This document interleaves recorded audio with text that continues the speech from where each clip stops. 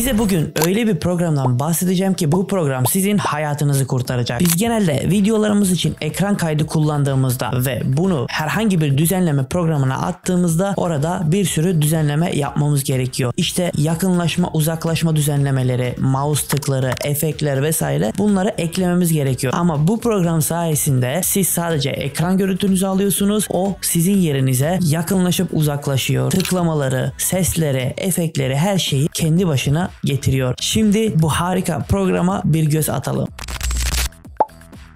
Programımızın ismi arkadaşlar Screen Studio ve bu program sayesinde biz bir tane ekran kaydı aldığımızda o bizim yerimize otomatik zoom in zoom out'lar yapabiliyor. Bunun dışında mouse tıklamaları, programa efektler, arka plan değiştirmeler vesaire, bu tarz özellikleri istediğiniz şekilde kısa tek tık ile yapabilirsiniz. Bunları normalde edit programlarında yaptığımızda bu bizim biraz zamanımızı alıyor ama bu program sayesinde sen sadece ekran görüntünü çekiyorsun, o senin yerine diğer işleri hallediyor. Şimdi o zaman bu harika programı anlatmaya geçelim. Evet arkadaşlar, şu şekilde Screen Studio uygulamamızı çalıştırdıktan sonra uygulamamız bizim karşımıza bu şekilde açılıyor. Şu yukarıdan Screen Studio'nun diğer ayarlarına ulaşabilirsiniz. Şimdi bizim karşımıza bu ekran geldikten sonra biz burada ne yapabiliyoruz? Burada hangi ekran kaydı almak istiyorsun diyor. Örnek şuradan display'i veya herhangi bir pencereye ekran kaydı almak istiyorsun veya herhangi bir bölgeyi almak istiyorum diyorsun ve bunu seçiyorsun veya bir tane device, yani bir tane cihazdan kayıt almak istiyorsunuz. Örnek ben telefonumun iPhone'u buraya bağladığımda ben ne yapabiliyorum? Örnek şu an bağlı zaten. iPhone'umun ekran kaydını kaydedebiliyorum bu şekilde buradan. Bunun dışında burada kamera var arkadaşlar. Şu altta da gördüğünüz gibi benim kameramı bağlayabiliyorum. Herhangi bir harici kamerayı bağlarsınız veya benim şu an yaptığım gibi telefonum bağlı buraya ve telefonumun kamerasından kendimi bu şekilde kaydedebiliyorum. Bu kamerayı da şu şekilde alta yerleştirebiliyoruz. Bunun dışında da mikrofon kaydımız var arkadaşlar. Mesela ben buradan şu şekilde kullandığım mikrofonu seçtiğimde veya herhangi bir mikrofonunuz bağlıysa veya şuradan şeyi seçebiliyoruz. Benim şu an telefonum bağlı olduğu için direkt telefonun mikrofonundan ses kaydımı almasını söyleyebilirim. Bunun dışında şuradan da bütün uygulamalar için sistem sesini alsın diyor veya şuradan belirttiğiniz, seçtiğiniz uygulama için sadece sistem sesini almasını seçebiliyorsunuz. Bu şekilde kaydınıza başlayabilirsiniz arkadaşlar. Buradan da ayarlarına girebiliyorsunuz ve ayarlarda işte şurada genel ayarları, kayıt ayarları, edit ayarları gibi belirli ayarlamalarımız mevcut. Çıkış, export ayarlarımız, mesela bunun nasıl olacak? Ben bir tane video düzenledim. Bunun exportu nasıl olacak diye. İşte şuradan formatını belirliyorsunuz. Bir tane GIF diyorsunuz veya MP4 olarak bunun formatını al, frame rate'ini ayarlıyorsunuz. Çektiğiniz videolara, çıkış yapacağınız videolara göre 720x84K gibi. Şuradan compression ayarlıyorsunuz. Mesela sosyal medya,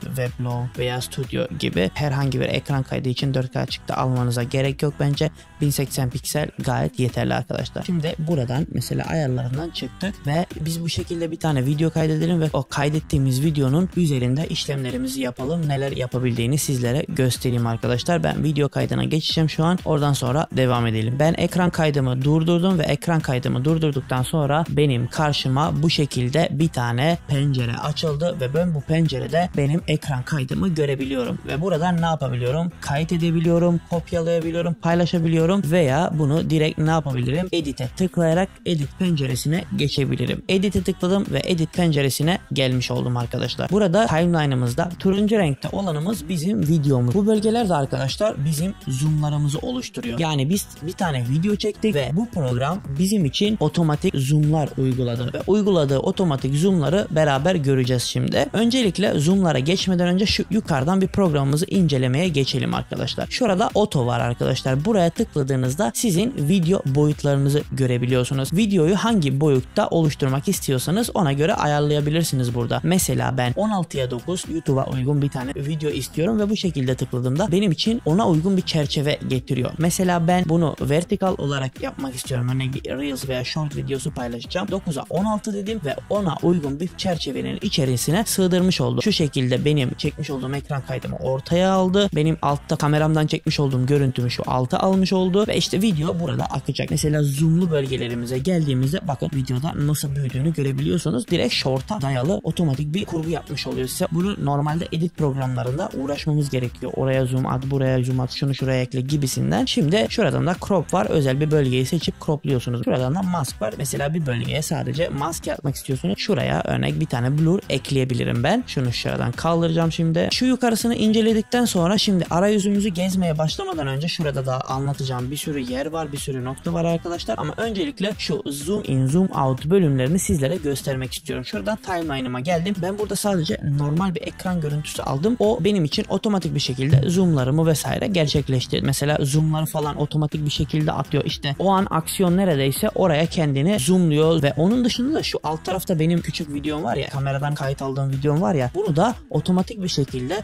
bakın yakın zoom yaptığında oraya onu da küçültüyor alt tarafta. İşte uzaklaştığında o da büyüyor. O tekrar yaklaşıyor, o tekrar küçülüyor. Bu da güzel bir şey. Bunları tamamen otomatik bir şekilde kendisi gerçekleştiriyor. Şimdi ben bunun üzerine tıkladığımda benim şu şekilde bir tane ayarım açılıyor burada. Ve ne diyor bu altta? İşte zoom'un ne kadar olmasını ayarlayabiliyorsunuz mesela. Burada %200 yaklaşmış buraya. Ben bunu daha fazla arttırabilirim. Mesela şu şekilde arttırıyorum. Bana daha yakın bir görüntü sunuyor. Şimdi ben bunu tekrar eski haline getirdim. Bu alt tarafta da zoom modlarımız var. Mesela ben bunu manuel olarak da gerçekleştirebilirim veya otomatik bir şekilde zoom modumu ekleyebilirim. Veya ben işte şu bölgede o otomatik her şeyi ekliyor normalde ama ben ekstradan buraya da yakınlaşmak istiyorum şu bölgede. Ne yapabilirim? Şu alta geldiğimde şu şekilde tıklıyorum ve karşıma yine işte zoom'um çıkıyor. Buradan level'ını ayarlıyorsunuz. Bunu otomatik mi yapsın? Otomatikte bırakırsanız o kendisi tekrar yine ayarlar ama ben manuel olarak ayarlamak istiyorum dediğimde de şu şekilde bir pencere açıyor benim karşıma. Ben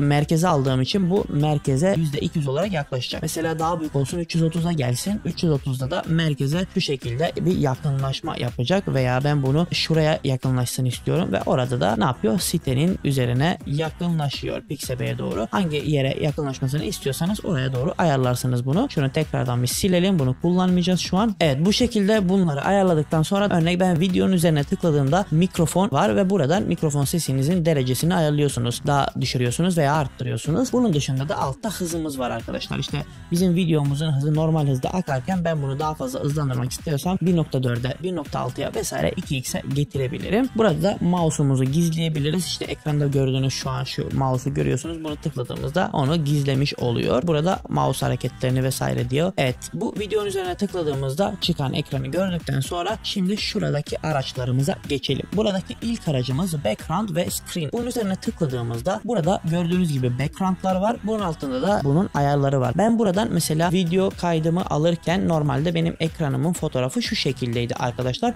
ve şu bölgede de benim uygulamalarım vardı ama bunları ben hiçbir şekilde göremiyorum. Çünkü bu arkadaş kendisi arka tarafa bir ekran görüntüsü atmış oluyor. Yani ben şuradan istediğim bir ekran görüntüsünü koyabilirim veya gradientli bir şey koyarım veya renk koyarım veya kendimin yüklediği bir fotoğraf koyabilirim. Mesela şu şekilde bir tane gradientli görsel koydum arka plana ve alt tarafa iniyorum. Bunun ayarları var. Şuradan padding ayarını, işte penceremin büyüklük ve küçüklüğünü ayarlayabilirim. Daha küçültebilirim, daha büyütebilirim. Mesela şu şekilde penceremin büyüklüğü güzel. Bunun kenarlarını mesela daha fazla yuvarlayabilirim. Böyle rounded yapabilirim. Mesela şu 20'de güzel benim için. Buradan inset ayarımız var. Mesela şu inset'e tıkladığımızda bakın etrafına yeni bir pencere oluşturuyor gibi. Bunu bu şekilde de ayarlayabilirsiniz veya tamamen bu şekilde bırakabilirsiniz. Mesela color'larını değiştirebiliyorsunuz ve opaklık ayarını da mesela fulllersiniz veya bunun opaklık ayarını daha da düşürebilirsiniz. Mesela şöyle kalsın. Şuradan yine başka ayarları yapabilirsiniz. Bunun nereye geleceğini, işte bizim penceremizin nerede olacağını biz şu merkezde olsun diyoruz. Bir de gölge ayarı var. Mesela alt tarafa bir tane gölge atabiliyorum. Bunun yoğunluğunu azaltıp arttırabiliyorum. Mesela şöyle güzel bence şu gölge. Bu şekilde bırakabiliyorum. Şuradan background ve screen'den neleri ayarlayabileceğimizi gösterdim. Şimdi ikinci aracımıza geçiyoruz. Buradan da mouse aracımız var arkadaşlar. Buradan mouse imlecimizi ne yapabiliyoruz? İstediğimiz şekilde şekillendirebiliyoruz. Mesela şuradan farklı şekiller var. Mesela şu güzel bence.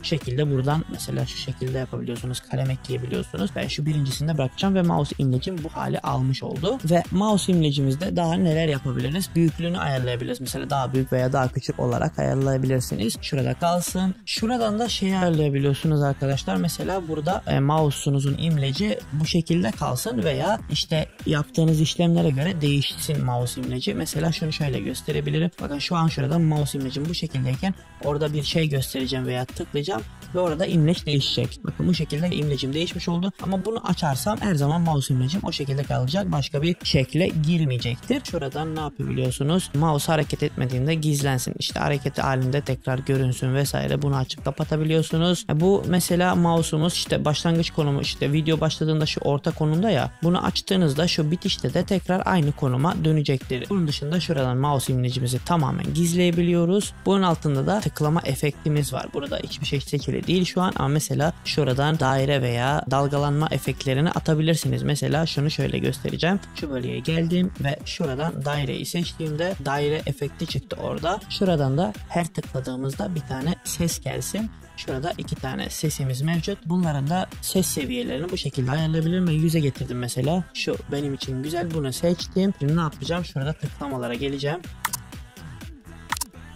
Bakın her tıkladığımda mouse tıklamalarını getiriyor özellikle. Ben kayıt sırasında hiçbir şey yapmıyorum. Normal mouse'umu kullandığım gibi kullanıyorum. O benim için otomatik bir şekilde bu ayarı açtıktan sonra otomatik bunları yerleştiriyor. Kaç kez tıkladıysam onu otomatik bir şekilde getirtiyor. Bunun dışında altta da rotation var. Buradan da ne yapabiliyoruz? Mouse'umuzu çevirebiliyoruz. Mesela şu an 0 derecede. Ben mesela mouse'umun şu şekilde 180 derecelik bir açıyla ilerlemesini istiyorum ve o şekilde hep mouse'um bu şekilde devam etmiş oluyor. Ben bunu tekrardan 0'a getirdim ve şu altta da hareket sırasında mouse'umuzun hareket etmesi gibi bir şey. Şöyle bir deneyelim. Mouse'umda böyle bir rotasyon hareketi oluyor. Bakın mesela şöyle geldim, arttırdım.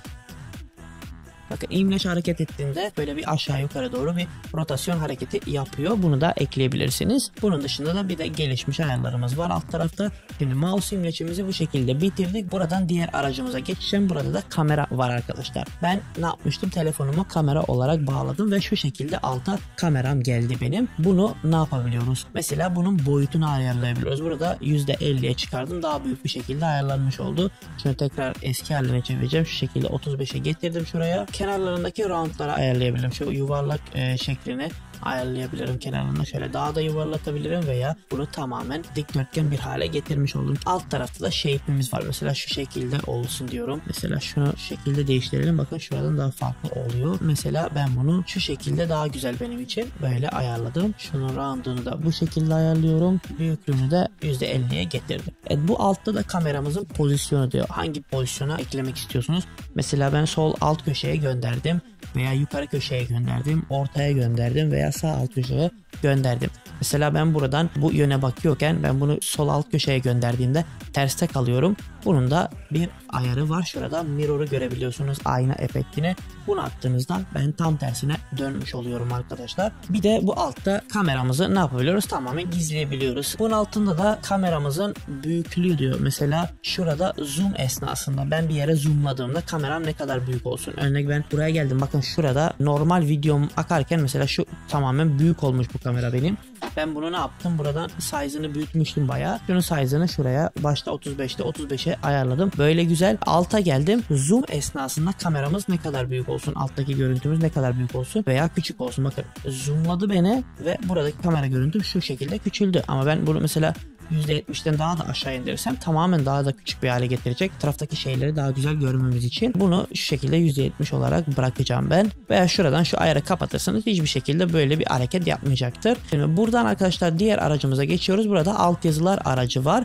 Burada otomatik bir şekilde benim konuşmamı altyazıya ne yapabiliyor? Dökebiliyor. Veya buradan istediğiniz dili seçebiliyorsunuz. Bakalım Türkçe mevcut mu? Evet, Türkçe dilim mevcut. Ben mesela Türkçeyi seçtim ve generate dediğimde benim altyazılarımı otomatik bir şekilde oluşturacak. Ve o belirli bir işlemden sonra bizim altyazılarımızı şu şekilde oluşturmuş oldu. Buradan altyazı büyüklüğünü şekilde dilerseniz daha büyük yapabilirsiniz veya daha küçük, mesela şu şekilde kalsın. Gizleyip kapatabiliyorsunuz işte her zaman olduğu gibi. Edit diyebilirsiniz. Mesela beğenmediğiniz bir alan vardır veya yanlış yazılmış bir alan vardır. vardır yapay zeka tarafından. Siz bunu el ile de düzeltebilirsiniz veya buradan bunun exportunu tekrardan bilgisayarınıza indirebilirsiniz. İşte altyazılarınızın çıktısını alabilirsiniz. Bakın mesela altyazılarımızı nasıl oluşturmuş. Harika bir şekilde hiçbir hata olmadan altyazılarımızı oluşturmuş arkadaşlar. Bunu da yapay zeka sayesinde yapabiliyorsunuz. Hiçbir ekstra bir programa ihtiyaç duymadan direkt altyazınız buraya oturmuş oluyor. Bunun altında da audio bölümü var arkadaşlar. Burada mesela mikrofonumuzu sessiz bir hale getirebiliriz ve mikrofondan aldığımız ses kaydının alttaki bip sesleri vesaire bunu otomatik bir şekilde sildiğini söylüyor bunu açtıktan sonra. Evet arkadaşlar, burada da kısa yollarımız var. Mesela şuraya tıkladığımızda kısa yolları göster butonu çıkıyor karşımıza. Ben bu butonu açtığımda klavye kısa yollarımı aktif etmiş oldu videoya göstermesi için. Buradan büyüklüğünü ayarlayabiliyorsunuz ve mesela ben video kaydımı alırken ekranda klavyemi kullanarak bir şeyleri kopyaladım. Mesela CMD-C ve CMD-V ile ve onun kısa yollarını şuraya getirmiş oldu. Şu alt tarafa getirmiş oldu ve bakın mesela şuradan kullandığım kısa yol otomatik bir şekilde geliyor. Mesela bunun boyutunu da mesela şu şekilde daha büyük yapabiliyorum ve şu şekilde alta gelmiş oldu. Alt yazıyı da bitirmiş olduktan sonra şu altta da animasyonlarımız mevcut. İşte mouse'umuzun hareketlerine göre hangi animasyon stilleri gerçekleşsin, işte motion blur ne kadar olsun vesaire. Buradaki mesela mouse'umuz hareket ettiğinde şuradaki motion blur'u falan görebiliyorsunuz. İşte bunun yoğunluğunu falan mesela tamamen kapatırsanız şekilde o blur'u almayacaksınız veya açabilirsiniz bunu. Burada da yukarıda screen animasyon stili diyor. Mesela screenlerimiz bakın şurada geliyor ya şu animasyonumuz. Bunu işte focus veya smooth olarak ayarlayabilirsiniz. Şu şekilde smooth olarak ayarladığımda bu şekilde geliyor veya focus'a geçtiğimde focus'ta da farklı bir şekilde geldiğini görebiliyorsunuz arkadaşlar. Evet, buradan bir de alt tarafta gelişmiş ayarlarımız var. Screenlerimiz zoom in olduğunda mesela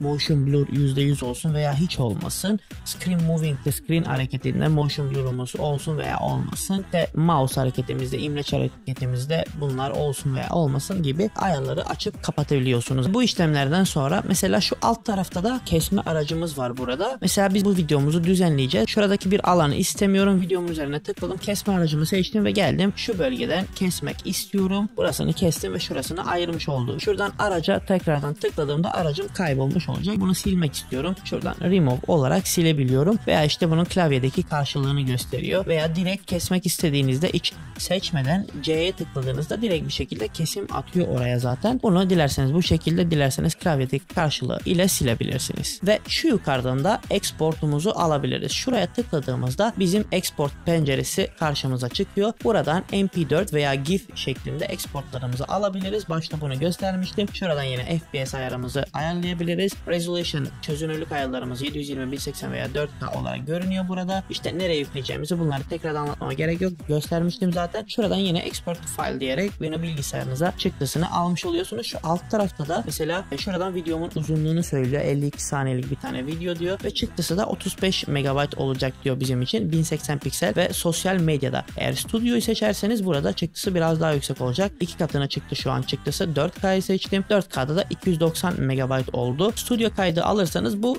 kaliteli bir şekilde bir çıktı almış olursunuz. Eğer sosyal medya derseniz de sosyal medyaya uygun bir şekilde bir çıktı almış olursunuz. Export diyorsunuz ve tamamen videonuzu sizin için MP4 formatında export etmiş oluyor. En sonunda da arkadaşlar şu şekilde Screen Studio'nun sayfasına giriyorum ve burada işte yapabildiği işlemleri burada yine bizlere gösteriyor ve burada işte çalıştığı markalar var arkadaşlar ve yapabildiği bütün ayarlamaları burada görebiliyorsunuz. Sitesinde bunları hepsini tek tek göstermişler zaten. Şuradan bir de fiyatlandırmaya girdiğimizde burada fiyatlandırmasını görebiliyorsunuz. Burada göz attıktan sonra burada program için gelen yorumlar var. İşte şu kadar yıldır kullanıyorum, şöyle memnunum, böyle memnunum gibi bir sürü yorum var. Evet arkadaşlar, sizlere Screen Studio'yu gösterdim ve sen de şimdi bunu bilgisayarına ücretsiz bir şekilde indirmek istiyorsan alt taraftaki linke tıklayarak siteye girip kayıt olabilirsin ve programı bilgisayarına indirebilirsin. Yalnız şöyle bir durum var arkadaşlar, bu program sadece Mac cihazlarında çalışıyor. O halde umarım videomu beğenmişsinizdir. Eğer videomu beğendiyseniz beğen butonuna tıklamayı, kanalıma abone olmayı ve bildirim zilini açmayı unutmayalım. Bir sonraki içerikte görüşmek üzere. Hoşça kalın.